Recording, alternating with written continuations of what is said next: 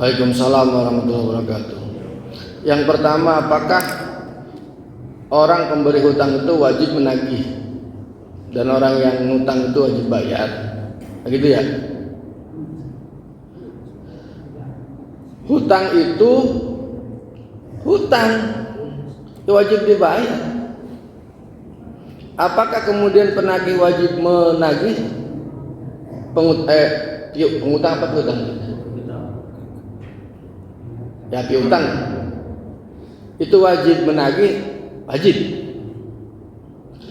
Tapi kalau keseringan ditagih kemudian tetap nggak bayar-bayar, ya sudah, nyari-nyari hati,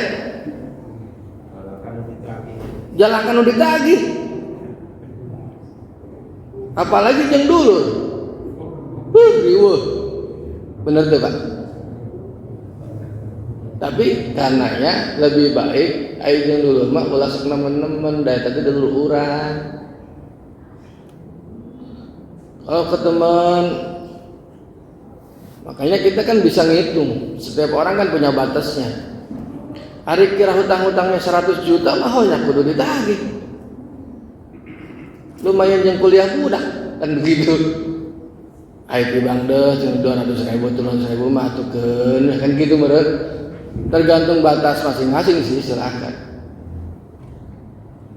Nah, jadi orang yang berhutang wajib membayar. Orang yang berpiutang berarti yang ngutangin berarti wajib juga menagih. Ya. Eta geuningan geus meuli di wae barang. Gus ganti dari mobil, ayo hutangna can dibayar ke orang ya. Ayat anu kitu ayat. Ini mengenai katingalin teh jalan-jalan wae. Teu ingatan sugan ka hutang ya. Ayat anu kitu ya. Aya, nyanggeus poho we teh. Orang yang matinya membawa hutang dan hutangnya enggak dibayar, di akhirat ditagih tah engke amalan urang teh ye. Amalan urang kurang tah amalan manehna kakitakeun. Gitu. Tapi orang yang membebaskan hutang seseorang, dia juga akan dibebaskan oleh Allah. Gitu. Jadi enak. Jadi pertama kita harus menegur. Jangan sampai utang dibawa mati itu. Tapi kalau ditagihnya orang jadi rusak hubungan kekerabatan, jangan. Mending diikhlaskan dan dulur urang, menjang dulur. Benar tuh Pak? Dah, ayeuna orang kadang-kadang gitu. Tapi kadang-kadang ribet rumah tangga mah. Kita yang bebasnya istri kita marah. Ya begitu ya. Itu dia kan minjem dulu, ngapa belum dibayar? Udah itu mah saudaraku ini. Iya saudara sih, nggak gitu. Ngambek ke pas ya itu. Ya, karena itu harus dikomunikasikan dengan sebaik-baiknya. Tetap harus diingatkan bahwa utang itu harus dibayar, apalagi sampai puluhan juta, ratusan juta. Itu. Ya dibayar lah, harus dibayar. Kalaupun dia mati berarti ada kewajiban ahli waris untuk membayarnya. Berbeda dengan ke bank. Nah ini kedua. Kalau hutang ke bank itu diasuransikan. Bukan berarti kitanya berhenti, kita meninggal kemudian berhenti sebenarnya. Itu diasuransikan Pak. Yang bayar itu akhirnya asuransi. Nah asuransi nanti babnya berikutnya ada lagi.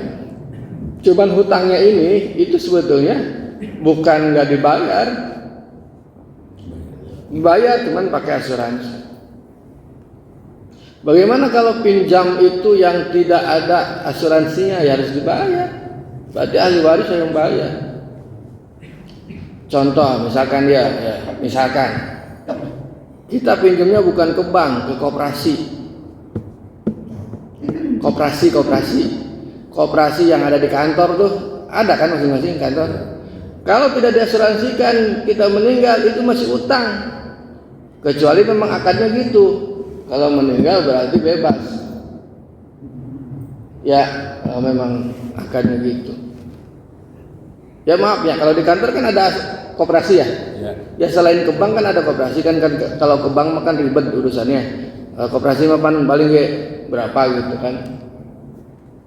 Nah, itu harus dibayar betul. Jangan sampai karena itu jangan sampai kita membebani keluarga kita setelah sepeninggal kita. Makanya kalau pinjam harus terukur. Tapi bank mah udah pinter, dihitung mana ayo. Pensiun berapa tahun deui? Oh 10 tahun deui, berarti minjemna maksimal 10 tahun. Kan gitu. Bank mah pinter atuh. Set 10 tahun gitu. Moal ieu ngalebihan sa pensiun mah. Nah, beres PNS aktif, masuk masa pensiun, minjem deui, tapi banyak hitungannya kan beda. Kan gitu. Nah, ini mah orang ngobrol ke kehidupan masing-masing gitu kita mah ya. Apalagi yang PNS gitu.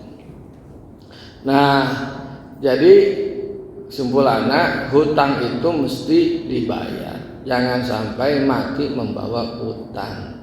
Karena itu akan membebani anak kita. Cak anak nanti yuk bapak teh kumaha tuh nya. Terus maut ya tuh geus. Munaon ninggalkeun hutang. Cak anak nanti. Ya, engkarunya Pak urang dalam kubur teh sedih ningali anak. Berora aja ngirung cenah jadi jeung mayar hutang usahana teh engkarunya. Pula. Tapi orang tua itu kebanyakan enggak mau ngerepotin anak pasti itu. Saya tahu itu. Gak mau ngerepotin anak.